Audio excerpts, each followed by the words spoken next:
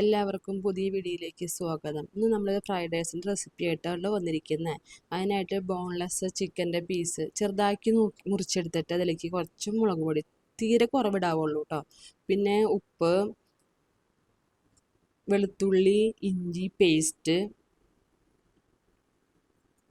Soya sauce, പിന്നെ നമുക്ക് കുരുമുളക് പൊടിയാണ് കൂടുതൽ ഇടുന്നത്. മുളക് പൊടി കുറച്ചിട്ടാൽ മതി, അധികം ഇടണ്ട കേട്ടോ. അങ്ങനെ എനിക്ക് കുരുവില്ലാണ്ട് ഒരു നാരങ്ങയുടെ പകുതി വേണമെന്നില്ല, അതിനേക്കാളും കുറച്ച് കുറവായിട്ട് എടുത്തിട്ട് ആ നീരും കൂടി ചേർത്ത് നന്നായിട്ടത് തിരുമ്മി മിക്സ് ആക്കുക. ഇത് നമുക്കൊരു പാത്രത്തിനടിയില്ലേ ഇങ്ങനൊരു ചെറിയ മൂടി വെച്ചിട്ട് ഈ ചിക്കൻ ഇടുകയാണെങ്കിൽ അതിലത്തെ ആ വെള്ളമൊക്കെ താഴ്ത്തിക്ക് പൊക്കോളും ചിക്കനിൽ നിന്ന് ഇറങ്ങിയിട്ട് കേട്ടോ. അപ്പം നമുക്ക് നോക്കിയപ്പോൾ ടൊമാറ്റോ സോസ് കഴിഞ്ഞിരിക്കുക. അപ്പോൾ അതിന് വേണ്ടിയിട്ട് ടൊമാറ്റോ സോസ് നമ്മൾ ഉണ്ടാക്കിയതാണ്. നമ്മൾ ഫ്രൈഡ് റൈസ് ഉണ്ടാക്കാനായിട്ട് ബസുമതി റൈസാണ് എടുത്തിരിക്കുന്നത്. കലത്തിലാണ് നമ്മൾ ചോറ് വേവിക്കുന്നത്. അതിലേക്ക് വെള്ളം എടുത്ത് കുറച്ച് ഒരു 2-3 സ്പൂൺ സൺഫ്ലവർ ഓയിൽ ഒഴിക്കുക, ആവശ്യത്തിനുള്ള ഉപ്പിടുക, പിന്നെ നാരങ്ങയുടെ നീര് നമ്മൾ നേരത്തെ എടുത്ത പീസിൻ്റെ ബാക്കി മുഴുവനുള്ളത് ഇതിലേക്ക് പിഴിഞ്ഞ് ഒഴിക്കുക കുരുവില്ലാണ്ട്. പിന്നെ നമ്മൾ ക്യാരറ്റ് ചെറുതായിട്ട് അരിഞ്ഞെടുക്കുക, ഇഞ്ചി വെളുത്തുള്ളി പേസ്റ്റ്, സ്പ്രിംഗ് ഓണിയൻ എൻ്റെ ഉണ്ടായില്ല അപ്പോൾ അതിന് ഞാൻ സബോള പകുതിയാണ് എടുത്തത് കേട്ടോ. പിന്നെ ക്യാബേജ്, ബീൻസ് പയറ്, 4 മുട്ടയാണ് നമുക്ക് വേണ്ടത്. 4 മുട്ട എടുത്ത് വയ്ക്കാം. നമ്മുടെ കലത്തിലെ വെള്ളം നന്നായി തിളച്ചിട്ടുണ്ട്. അപ്പോൾ നമുക്ക് അതിലേക്ക് അരി ഇട്ട് കൊടുക്കാം കേട്ടോ. പെട്ടെന്ന് തന്നെ വേവും. നമുക്ക് ഒരു 75% ഇത് വെന്താൽ മതി. ഫുള്ള് അങ്ങനെ വെന്ത് പോകാൻ പാടില്ല കേട്ടോ. അരി ഇട്ടിട്ട് നമുക്കതങ്ങനെ മൂടി വയ്ക്കാം. നമ്മളിൽ നോക്കിയപ്പോഴേ ഇത് നമ്മൾ ഉണ്ടാക്കിയ ടൊമാറ്റോ സോസാണ് കേട്ടോ. അത് കഴിഞ്ഞ് നമ്മൾ പാൻ അടുപ്പത്ത് വെച്ചിട്ട് അതിലേക്ക് സൺഫ്ലവർ ഓയിലാണ് ഒഴിച്ചു കൊടുക്കേണ്ടത്. അതിൽ നമ്മൾ നേരത്തെ തിരുമ്മി വെച്ചിട്ടുള്ള ആ ചിക്കൻ ഉണ്ടല്ലോ മാഗ്നേറ്റ് ചെയ്യാൻ വെച്ചത്, അതെടുത്ത് നമുക്ക് വറക്കാം. കുറേ അങ്ങോട്ട് മുരിക്കരുത്, എന്നാൽ കുറച്ച് മുരിയാൻ വേണം. ഉള്ളിൽ കുറച്ച് സോഫ്റ്റായിട്ടും ഇരിക്കുന്ന പാകമാകുമ്പോൾ നമുക്ക് ചിക്കൻ കോരിയെടുക്കാം കേട്ടോ. ഇടയ്ക്കൊന്ന് മറച്ചിട്ട് ഇളക്കി കൊടുത്തോളാം, എന്നാലാണ് എല്ലാ ഭാഗവും നമുക്ക് ഒരുപോലെ ആയി കിട്ടുള്ളൂ. അങ്ങനെ അത്യാവശ്യം ഇത് ആയിട്ടുണ്ട്. നമുക്കിത് കോരി മാറ്റിയെടുക്കാം.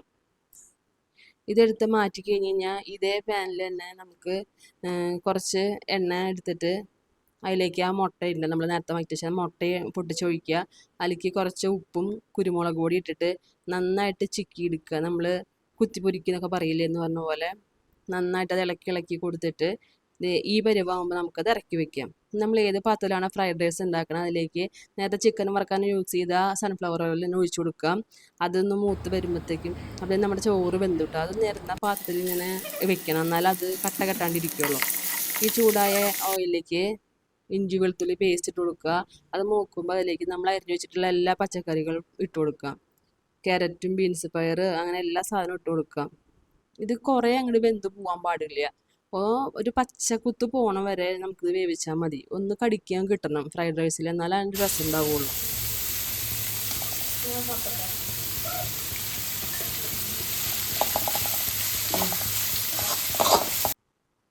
അതിതൊന്ന് വാടി വരുമ്പോൾ നമ്മളതിലേക്ക് കുരുമുളക് പൊടി, എരിവ് കൂടുതൽ വേണ്ടവർക്ക് കുറച്ച് കൂടുതലിടാം, കുറവ് മതി എന്നുണ്ടെങ്കിൽ കുറച്ചിട്ടാൽ മതിയിട്ട്. നല്ല എരിവ് കിട്ടും കുരുമുളക് പൊടി ഇടുമ്പോൾ ഫ്രൈഡ് റൈസിന്.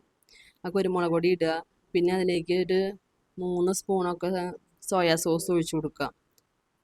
3-4 ആയാലും കുഴപ്പമൊന്നുമില്ല. അത് നന്നായിട്ട് മിക്സാക്കി യോജിപ്പിച്ചെടുത്ത് കഴിഞ്ഞ് കഴിഞ്ഞാൽ നമ്മൾ നേരത്തെ വറുത്ത് വെച്ച ചിക്കനും മുട്ടയും ഉണ്ടല്ലോ അത് അതിലേക്ക് ഇട്ടിട്ട് നന്നായിട്ടൊന്ന് മിക്സാക്കി കൊടുക്കുക. പിന്നെ കുറച്ച് ടൊമാറ്റോ സോസ് ഒഴിച്ചു കൊടുക്കുക. അത് നന്നായി നമ്മൾ ഇളക്കി യോജിപ്പിച്ച് മിക്സാക്കി എടുത്തു കഴിഞ്ഞ് കഴിഞ്ഞാൽ നമ്മൾ വേവിച്ച് വെച്ച അരി ഉണ്ടല്ലോ, ചോറുണ്ടല്ലോ ബസ്മതി റൈസ് വേവിച്ചത്, അത് കുറച്ചായിട്ട് ഇതിലേക്കിട്ട് മുഴുവൻ ഇട്ട് കഴിഞ്ഞാൽ ഇളക്കാൻ നമുക്കൊരു ബുദ്ധിമുട്ടാവും. കുറേ ഇളക്കി നമുക്ക് കുഴച്ച് കളയാൻ പറ്റില്ല. ഫ്രൈഡ് റൈസ് ഇങ്ങനെ വേറെ ആയിട്ട് തിരിഞ്ഞ് കിടക്കണ്ടേ നല്ല രസത്തിൽ.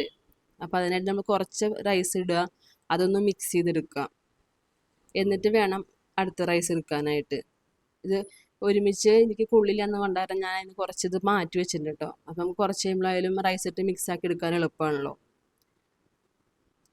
റൈസ് ഇളക്കുമ്പോൾ നമ്മൾ 2 സ്പൂണൊക്കെ വെച്ചിട്ട് ഇങ്ങനെ പതുക്കെ മറച്ച് കൊടുത്താൽ മതി.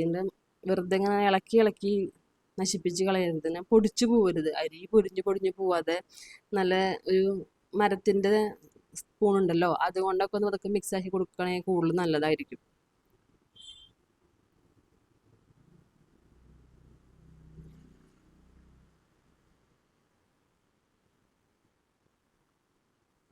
പിന്നെ നമ്മൾ വീട്ടിലുണ്ടാക്കിയ ടൊമാറ്റോ സോസ് ഒഴിച്ചിട്ടുള്ളതുകൊണ്ടേ നല്ല റെഡ് കളർ ഉണ്ട് സോസിന്.